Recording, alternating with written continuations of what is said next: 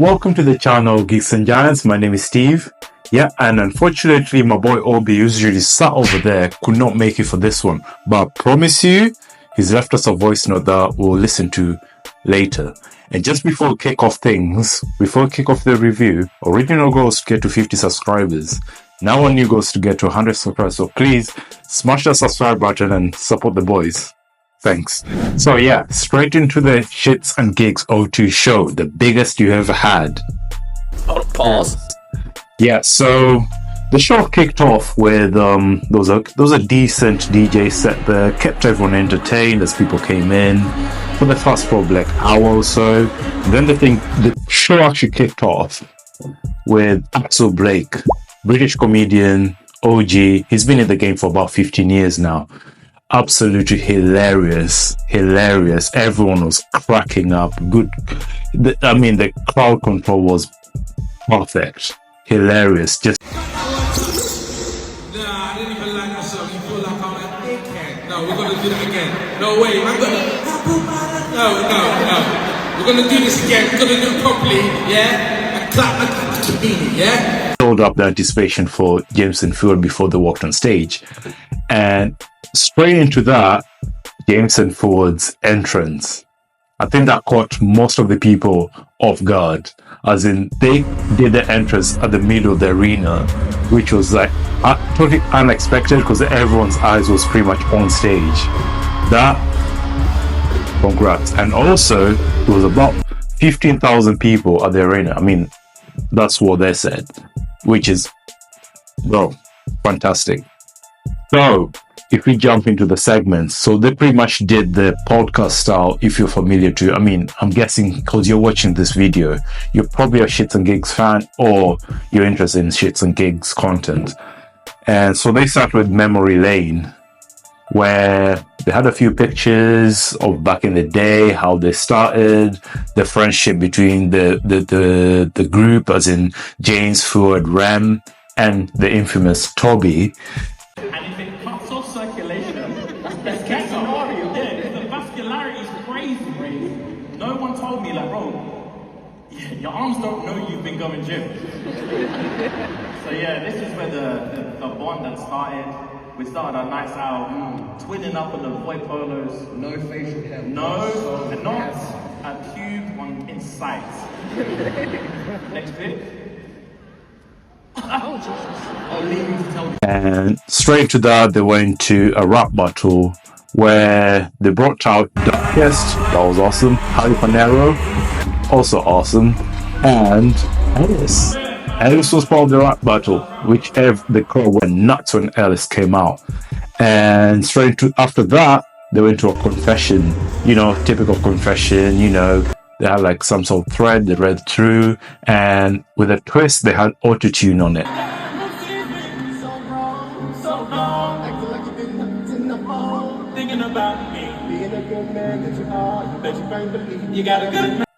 And after that, they went into story time. This was mostly carried by James, and Fuhad just sort of chipping in, typical Shits and Gigs podcast style. Yeah, that was quite good. And after that, they finished off with the James vs. Fuhad music challenge round. Stand up, breathe, sing along, know the lyrics. All you need to do, if you're with your man, he says, sit down, just for now, air it. Just like the last 10, 15 minutes, air it, bro. Your ears have fun, bro. Shake some. Shake some. We've been doing this for 6 months. I need to see starting.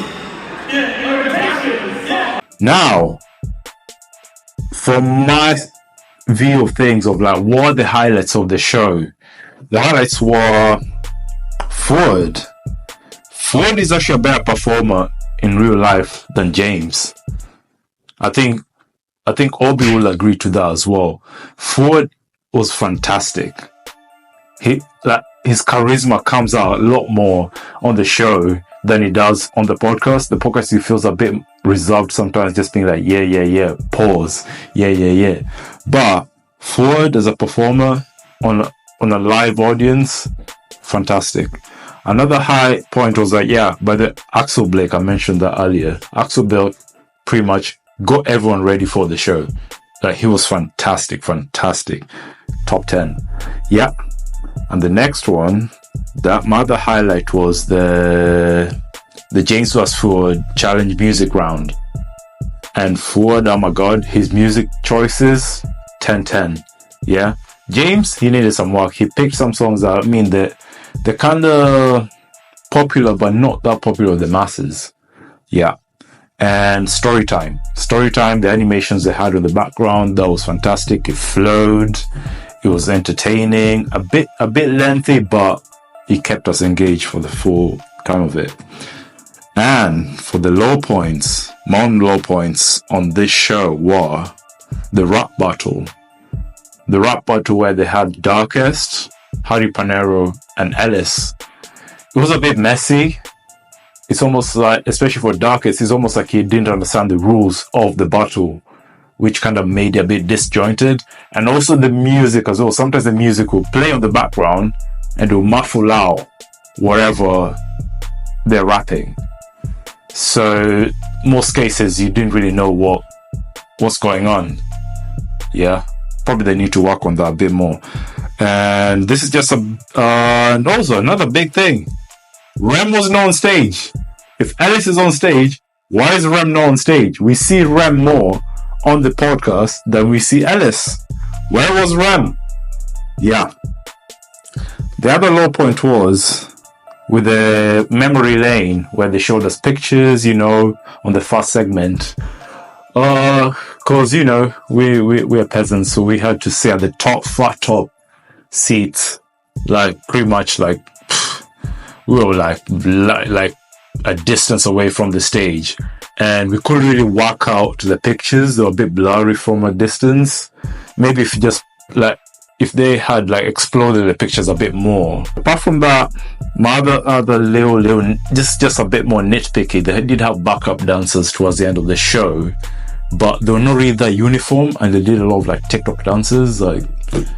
Come on, guys, you could have come up with a few more dance styles that we haven't seen before. But this is just me nitpicking. Maybe be a bit more uniform, I guess. Yeah, and autotune. Obi had a problem with the autotune. It was a bit overused. I think it was a nice addition to the show. But yeah, I can see how it could overstay its welcome in a sense.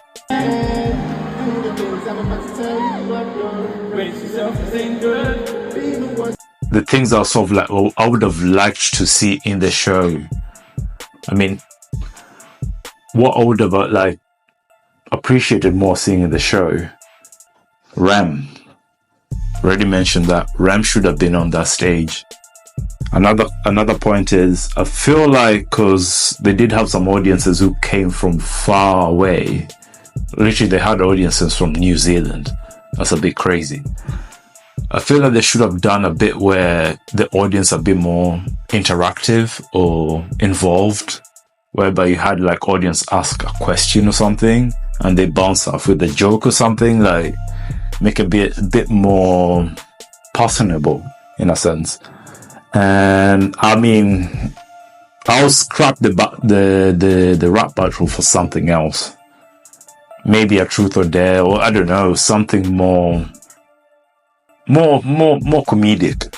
Apart from that, there's really not much we would really recommend for the show to change. And just before we go into our ratings of the show, I'd like to play Obi's take on this. I actually enjoyed it. I would give it a 6 out of 10. I do feel like there's some good and some bad from it. For example, when I think about it, the start of it, so when Axel Blake came in, his jokes were actually hella fun. I really enjoyed them. I felt like it was very relatable, especially from the UK, but he also made it so that people from all over the world were also kind of understanding what the jokes were about. So I really liked it. I wish it was a bit longer, but I do understand it's not his show, it's their show.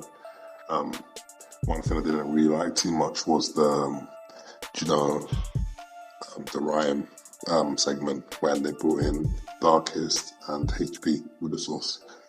I was gassed that they came in, but the fact that it was very inaudible, couldn't hear too much, it kind of ruined it a little bit for me. And plus, I wasn't too much of a fan of that in the live show, whereas on the podcast, it'd be a bit different. The story time I really liked. I really engaged with the story time, especially with the animations in the background. Really enjoyed that.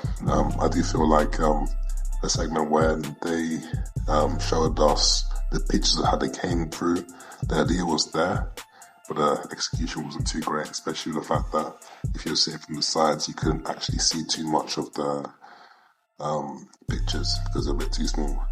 But I guess you get what you pay for. Overall, I enjoyed it, especially the music in the end, the verses. I really liked Fuhad's music because he's got good taste, old school all the way.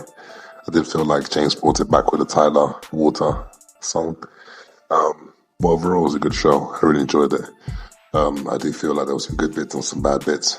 But overall, it was good. So, yeah, that's what I thought about the Shits and Gates live event. Ideal too. As you've heard from Obi, yeah, and collectively, we've agreed to give the show about a 6 out of 10. I don't know how much that means to you, but yeah, that's what I rated. I mean, 10 out of 10 being like some Dave Chappelle show. Like, they're on 6 on 10. I mean, consider they've been in the scene for like 4.5 years. They're only gonna get better. They're only gonna get bigger. Pause. And yeah, looking forward to more Shits and Gates content. And thanks for watching. Make sure you subscribe to the channel. That's going to help us a lot. And also like the video and watch the rest of our contents. Peace.